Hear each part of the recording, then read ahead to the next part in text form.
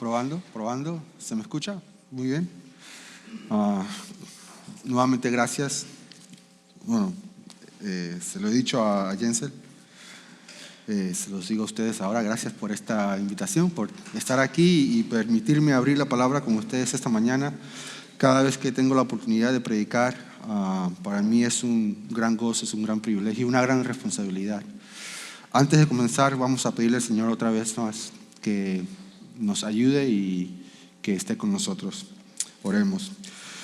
Padre, te damos gracias por este lindo día, te damos gracias por cuidarnos, te damos gracias por proveer. Y Señor, ahora necesitamos una vez más que proveas, que abras nuestro entendimiento, que abras nuestros oídos, Señor Dios, para poder entender, para poder ver, para poner en práctica tu palabra, Señor Dios, para que seamos más como Cristo, Señor. Entonces, ten piedad de nosotros ahora, Padre, te lo pedimos en el nombre de Jesús. Amén. El texto de esta mañana es un poco complejo. A simple vista pareciera que tenemos dos episodios diferentes y quizás la persona que hizo la división de capítulos se equivocó al no dividir el capítulo 3 en dos capítulos más. Uno lidiando con Juan el Bautista y el otro con Jesús. Por lo menos esa fue mi impresión inicial cuando empecé a estudiar el pasaje. Pero entre más lo pienso y más reflexiono sobre el texto de hoy, más me doy cuenta de que en efecto debe leerse como un todo. Y la razón es que Lucas en el capítulo 3 está siguiendo un patrón de comparación entre Juan y Jesús que comienza desde el capítulo 1. Y como vamos a ver más adelante, el mensaje principal, en mi opinión, que Lucas quiere comunicar es que Jesús es mayor, Jesús es superior a Juan el Bautista, en todo aspecto, en cada momento. Y si hemos de escuchar y prestar atención a la proclamación y ministerio de Juan el Bautista, mucho más aún debemos escuchar y prestar atención a la proclamación y ministerio de Jesús. Entonces aquí en Lucas 3 seguimos con ese patrón de comparación y vamos a ver en esta ocasión, primero que todo, el ministerio de Juan el Bautista. Creo que estudiar quién era Juan, qué es lo que predicaba, instruye un poco más sobre el Evangelio y nos permite aprender un poco más acerca de Jesús mismo. Luego vamos a ver cómo Lucas presenta y compara a Juan y a Jesús, y al final nos vamos a enfocar un poco más en Jesús. Entonces lo que vamos a ver primero que todo es el ministerio de Juan el Bautista. En los primeros 14 versículos, del 1 al 14, y antes que nada tenemos que ver que Juan el Bautista es presentado como un profeta. En los versículos 1 y 2 dice: en el año 15 del imperio de Tiberio César, siendo Poncio Pilato gobernador de Judea y Herodes tetrarca de Galilea y su hermano Felipe tetrarca de la región de Iturea y Traconite y Lisanias tetrarca de Abilinia, durante el tiempo del sumo sacerdocio de Anás y Caifás, vino la palabra de Dios a Juan. Noten esa frase con la cual comienza el capítulo 3.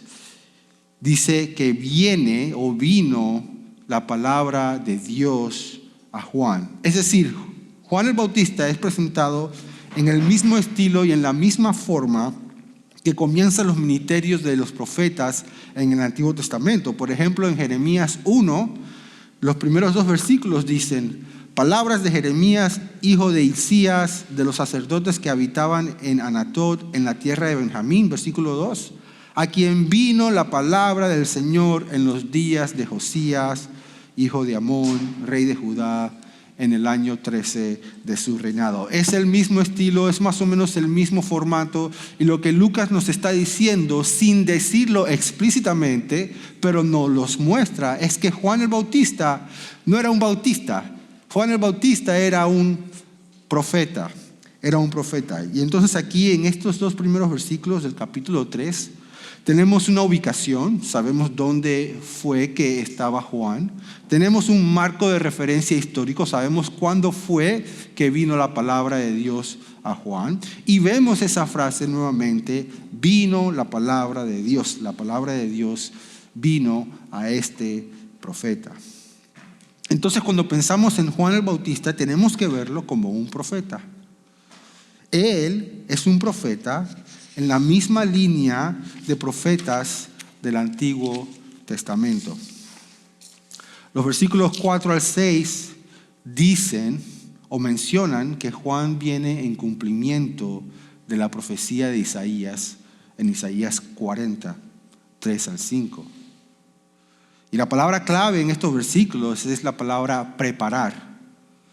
El profeta Juan tenía un ministerio preparatorio, y la imagen de valles que se rellenan, los montes rebajados, los caminos llanos, todo eso apunta metafóricamente a que el camino iba a estar preparado, iba a ser plano, iba a ser llano, iba a ser nivelado. El camino por donde va a venir la salvación de Dios es un camino liso.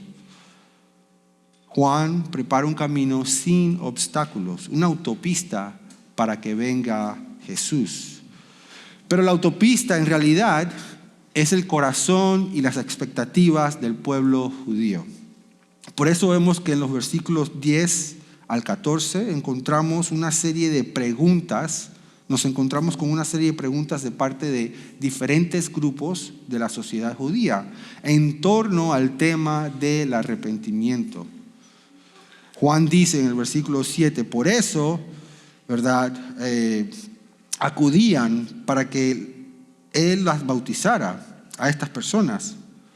Porque dice Juan, arrepiéntanse, viene la ira de Dios.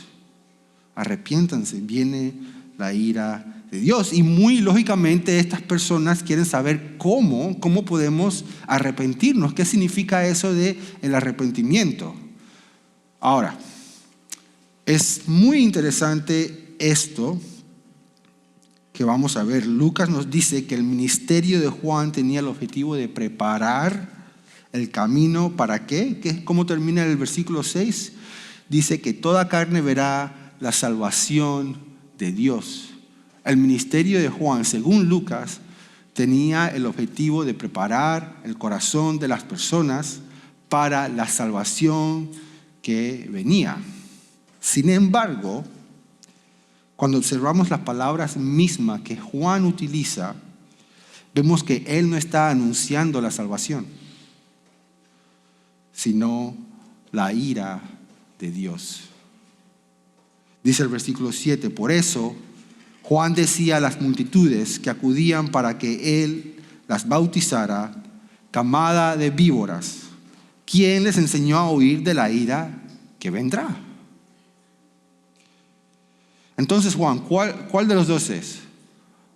¿Viniste a preparar para la salvación o viniste a preparar para la ira de Dios? Y la respuesta es ambas. Hermanos, sin la ira de Dios, la salvación pierde sentido.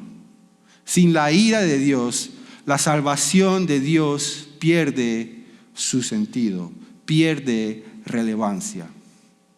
Hay muchas personas que se hacen llamar cristianos y muchas supuestas iglesias que piensan que la salvación que Jesús ofrece es más bien un tipo de programa de autoayuda, un tipo de programa de superación personal.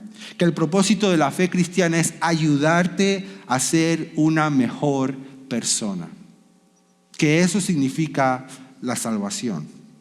Que voy a ser más inteligente, voy a ser más guapo, más alto, más rico, más popular. Por fin voy a llegar a tiempo a las citas, a la iglesia, voy a llegar a tiempo a las reuniones de trabajo. Voy a cumplir esta vez con todas mis resoluciones de año nuevo, porque Jesús está de mi lado. Y así pensamos también a veces de la iglesia misma. ¿Tienes problemas en el hogar? Ven a la iglesia. ¿Te sientes solo y quieres más amigos? Bueno, ven a la iglesia. O voy a la iglesia porque tiene un programa de jóvenes muy bueno. Voy a la iglesia porque no me gustan las personas de mi vecindario, quiero mejores amigos, y esta iglesia no, pero esta sí, porque aquí son más amigables. Voy a esta iglesia porque es muy patriótica, apoya la política de un partido X. Voy a la iglesia porque ir a la iglesia me hace una mejor persona. Y esa parece ser la idea. Jesús y la iglesia me ayudan a ser mejor. Y muchas de estas cosas no son malas de por sí. Tenemos la libertad de escoger a qué iglesia nos vamos a unir y adorar según nuestras necesidades personales. Pero mi necesidad personal no es la razón fundamental para ir a la iglesia. Mi necesidad personal no es la razón fundamental para ir a la iglesia. No es la razón fundamental para seguir a Jesús. No vamos a la iglesia por las comodidades que pueda o no ofrecer, como si fuera un hotel. Vamos a la iglesia, nos congregamos todas las semanas, fundamentalmente porque somos personas que hemos sido salvadas de la ira venidera, de la ira de Dios. Esta es la ira de Dios de la cual la Biblia habla una y otra vez a lo largo y ancho de sus páginas. Romanos 1:18, rápidamente.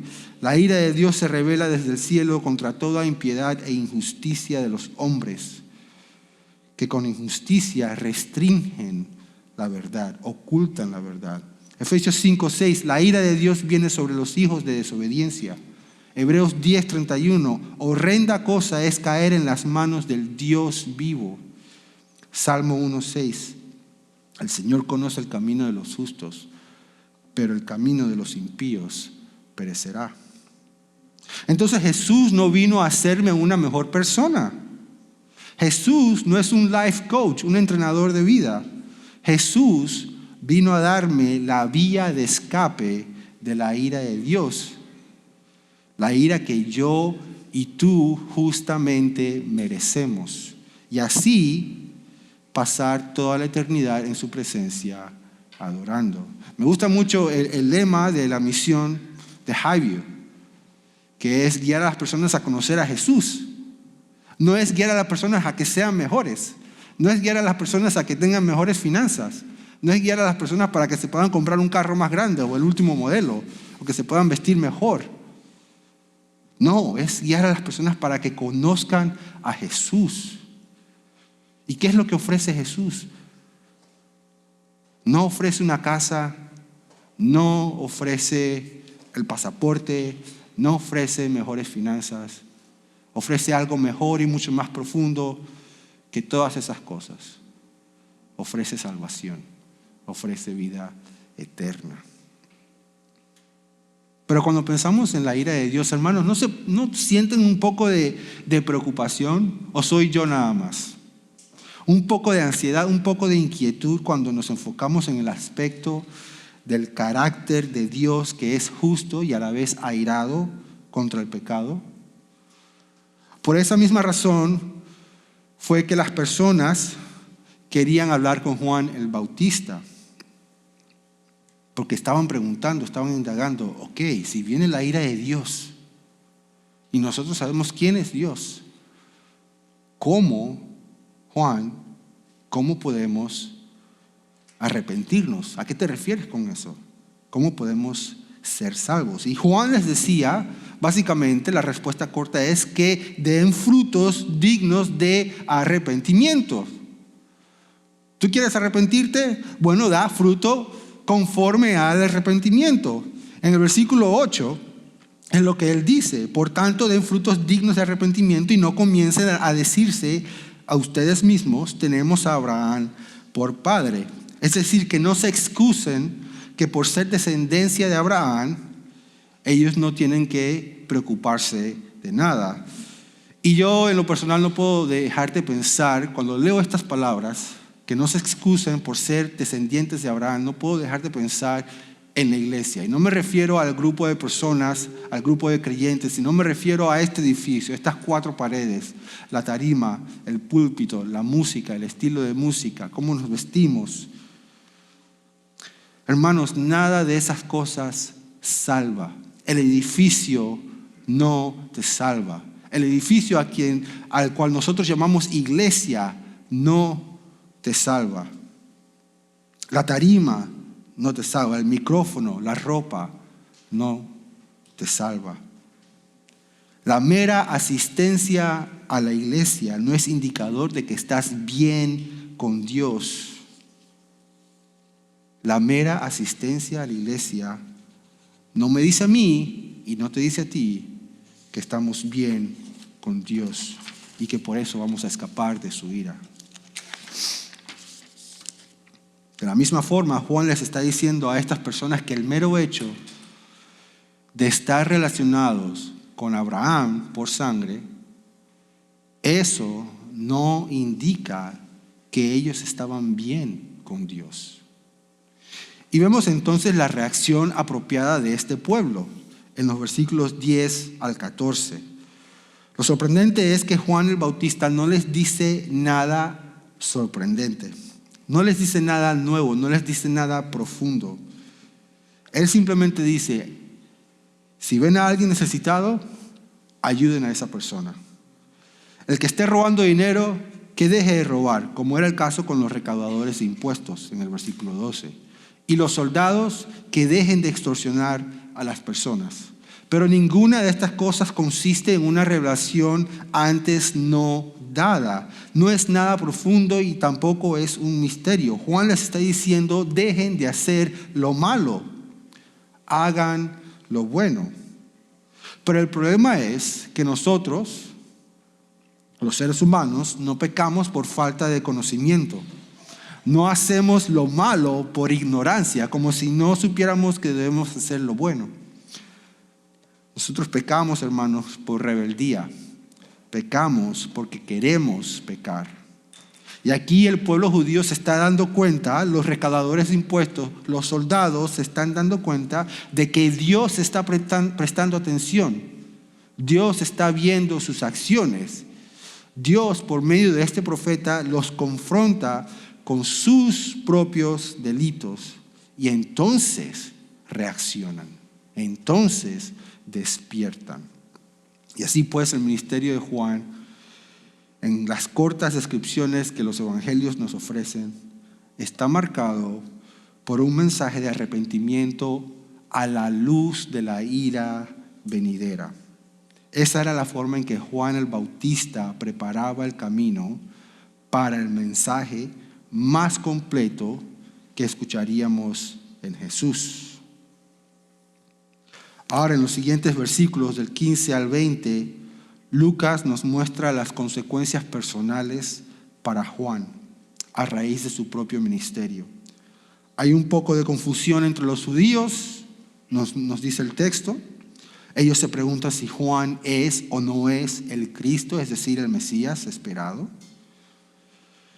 A lo que Juan responde de forma negativa, como dice el versículo 16: yo los bautizo con agua, pero viene uno que es más poderoso que yo, a quien no soy digno de desatar la correa de sus sandalias. Él los bautizará con el Espíritu y con fuego. Y esto marca una de las diferencias principales, si no la diferencia principal, entre el ministerio de Juan y el de Jesús. Jesús es mayor. Jesús es mayor. De hecho, si han prestado atención en su lectura de Lucas, se habrán dado cuenta de que este contraste entre Juan y Jesús es parte de un patrón general que Lucas ha presentado desde el capítulo 1. Primero se anuncia el nacimiento de Juan y luego el de Jesús. En el de Juan, Zacarías, su padre, es castigado por su incredulidad. ¿Se acuerdan? Él pierde su voz. Pero María, en cambio, es elogiada por su fe y su humilde disposición. Luego Juan nos muestra el nacimiento de Juan y el nacimiento de Jesús en el capítulo 2. Se nos dice en el capítulo 1, versículo 80, que Juan crece y se fortalece en espíritu. Pero Jesús, dice Lucas, crecía en sabiduría, en estatura, en gracia, para con Dios y con los hombres. Mientras que Juan pasa tiempo en el desierto, Lucas nos muestra a un Jesús que está pasando tiempo en el templo, asombrando a todas las personas que lo escuchan a causa de su entendimiento y de sus respuestas, como dice el capítulo 1, versículo 47. El patrón es Juan primero, luego Jesús. Y en cada punto de comparación, Jesús sobrepasa a Juan. Por eso no debe de extrañarnos que Juan diga ahora en este capítulo que él no es digno de amarrarle ni siquiera los cordones de los zapatos de Jesús. Es decir, no es digno de desatar la correa de sus sandalias, como dice el texto. Juan bautiza con agua, Jesús bautiza con el Espíritu y fuego. Juan proclama la ira venidera, pero como sabemos y como dice el texto, Jesús ejecuta esa ira. Juan no va a hacer nada al respecto de esa ira. Juan solamente te está diciendo, va a venir una ira, juega vivo, ten cuidado. Jesús ejecuta la ira de Dios. Por eso dice el versículo 17 que Jesús va a hacer una separación entre el trigo y la paja y va a quemar la paja con fuego inextinguible.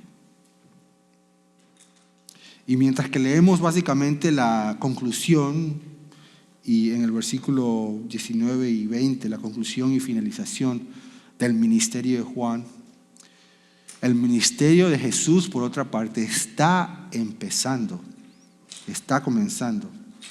Ahora quiero hacer aquí un paréntesis para entender exactamente estos versículos 19 al 20. En Marcos 6 se nos relata este mismo evento cuando Herodes captura a Juan y se añade el dato de que también en ese suceso, en esa ocasión, Juan pierde su vida cuando es decapitado, cuando Herodes manda a decapitar a Juan. Así que cuando Lucas explica que Juan fue encarcelado por Herodes, ya todos sabemos que eso realmente marca el fin, no solamente de su ministerio, sino también de su vida. Lucas está cerrando la biografía de Juan el Bautista porque el resto del libro se va a enfocar ¿en quién? En Jesús. Y en esto también vemos la superioridad de Jesús. Lucas le dedica medio capítulo al ministerio de Juan y el resto del libro se lo dedica al ministerio de Jesús. Y debe ser quizás porque Jesús es más grande, Jesús es más importante, Jesús es mayor. Entonces lo que estamos viendo es que en cada aspecto, en cada punto de comparación, Jesús sobrepasa a Juan. Es mayor que Juan. Y Jesús va a cumplir con esa última parte de la profecía que vimos en el versículo 6 de la salvación de Dios. Pues como bien sabemos, Él también va a enseñar sobre la salvación. La proclamación y ministerio de Juan, como ya dije, eran preparatorios. Juan apunta a la necesidad del arrepentimiento, pero el arrepentimiento es únicamente la primera mitad de la ecuación. La salvación viene al arrepentirse uno de sus pecados y poner su fe confiar en Jesús. La salvación, reitero, viene al arrepentirse uno de sus pecados y confiar en Jesús.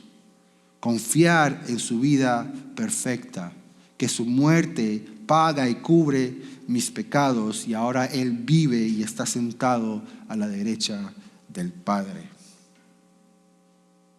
La pregunta es, ¿confío yo en eso? ¿Creo yo esas cosas? ¿Confío yo en esa persona que está viva, sigue vivo, que murió pero ahora vive? Y si le prestamos atención a lo que Juan el Bautista está enseñando, ¿estoy viviendo yo una vida de arrepentimiento? ¿Estoy queriendo dejar de hacer lo malo y hacer lo bueno? Y no solamente en mis acciones externas, sino también en mis pensamientos, como bien nos enseña Jesús, que el que mira a una mujer con lujuria ya ha cometido adulterio.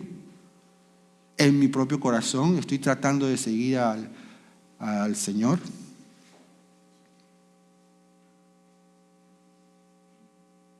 Hermanos, no perdamos entonces este punto que Juan el Bautista está marcando. El arrepentimiento bíblico no es solamente remordimiento o vergüenza por lo que uno haya hecho en el pasado.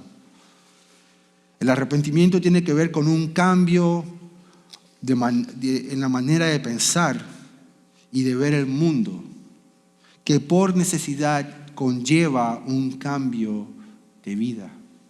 El arrepentimiento cambia la manera en que pienso, la manera en que siento, y es reflejado en la manera en que yo vivo.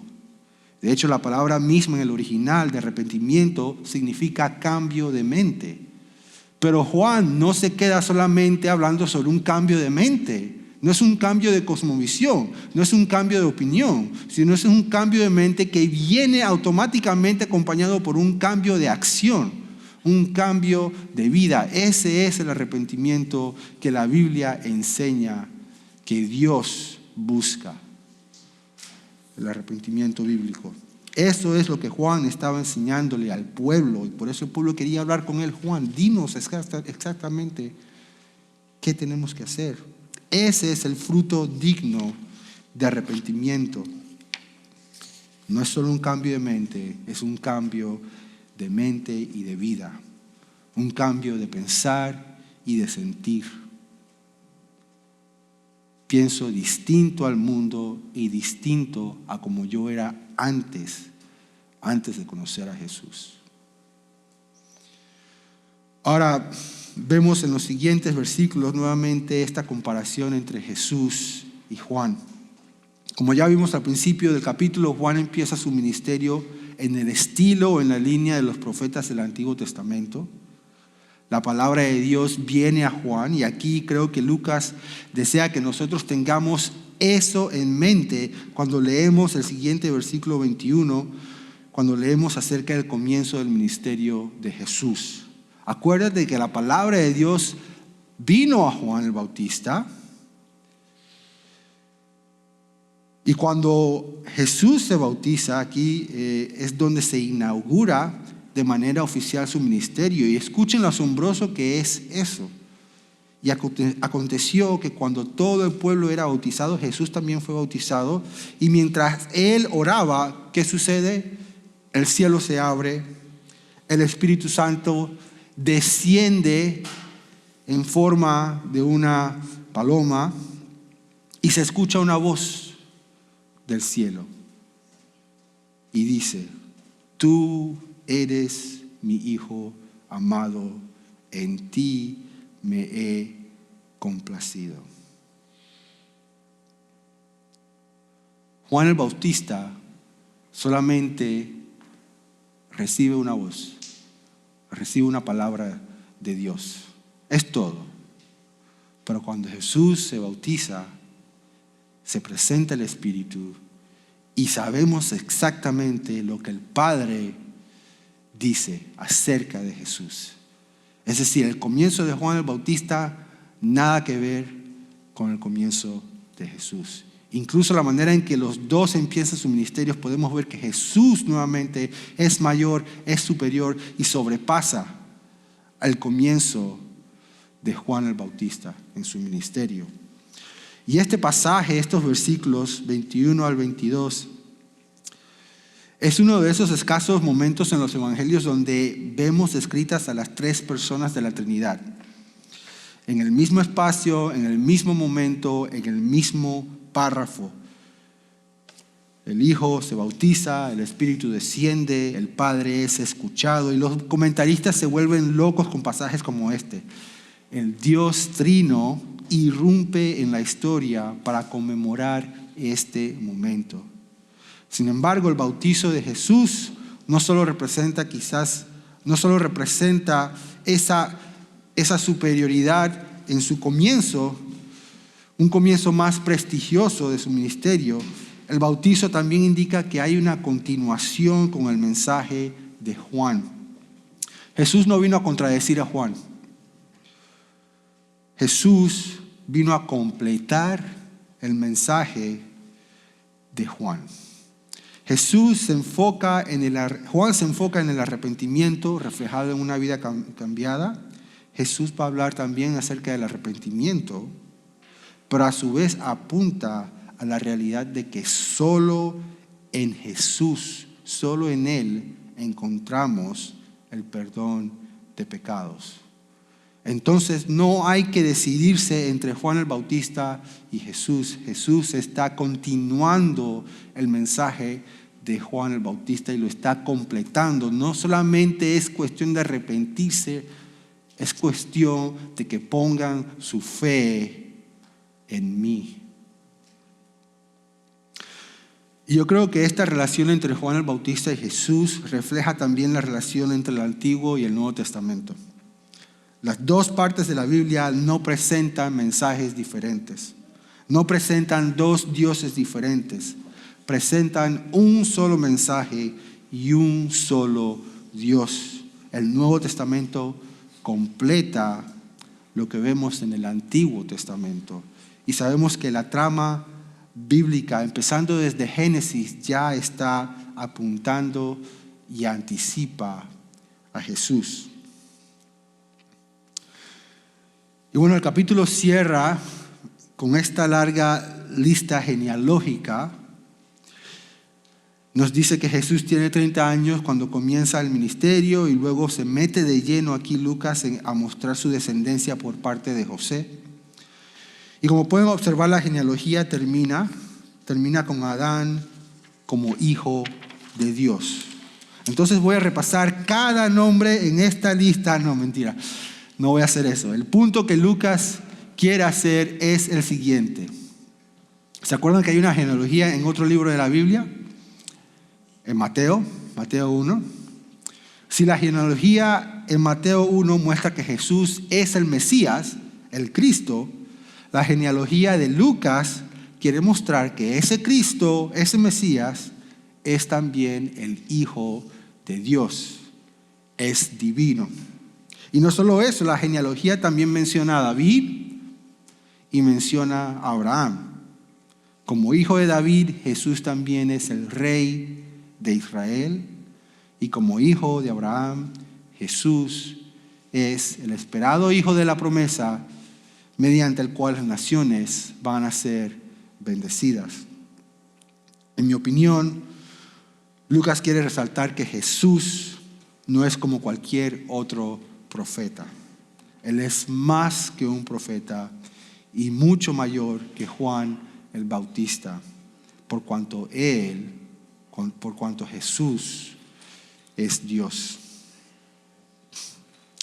Estaba leyendo un libro durante la Navidad que habla sobre la importancia de prestar atención a los capítulos introductorios de los libros de la Biblia, porque en la introducción de los libros de la Biblia se enmarca las pautas para el resto del libro.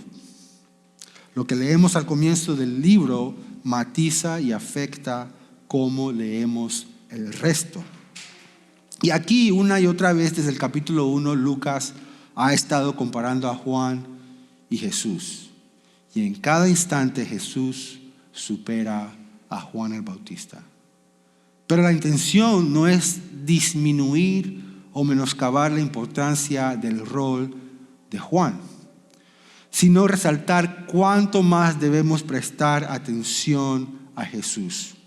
Si con Juan el Bautista todo el pueblo, los líderes, los soldados, los recaudadores de impuestos, todos se preocupaban de ir a escuchar lo que él tenía que decir, ¿cuánto más no debemos nosotros prestar atención a lo que Jesús tiene que decir? Entonces Lucas te está diciendo, mira cuán importante es Juan, ahora Jesús es mayor, Jesús es más importante. Así que en lo que resta del libro, presta más atención todavía.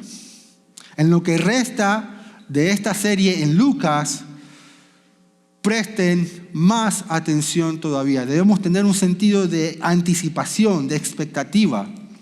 No puedo esperar a leer, escuchar lo que dice y hace Jesús en las páginas de este libro, porque es sumamente importante.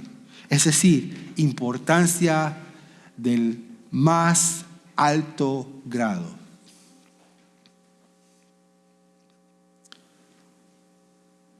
Ayer el mundo tuvo la oportunidad de presenciar un suceso histórico de los que se van a escribir en los libros de historia. Y yo estoy seguro de que muchos, la gran mayoría de la población en todo el mundo estaba atenta a lo que el presidente de los Estados Unidos iba a decir en la conferencia de prensa.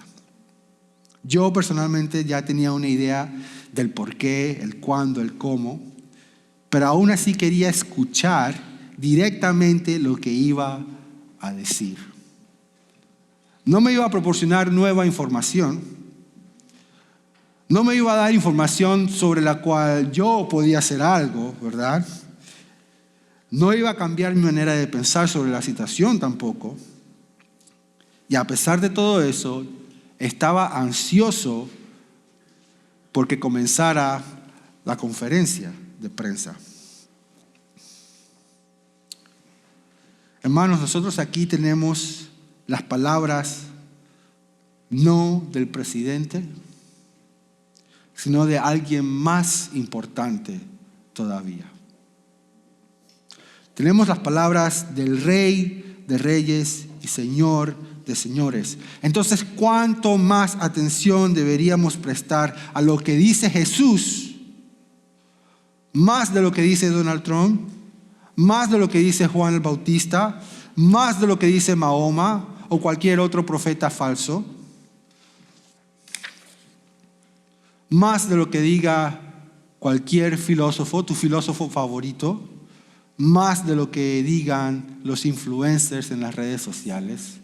¿Cuánto más debemos prestar atención a las palabras de Jesús, por cuanto Jesús no era solamente un hombre, aunque sí lo es, sino que también era y es Dios?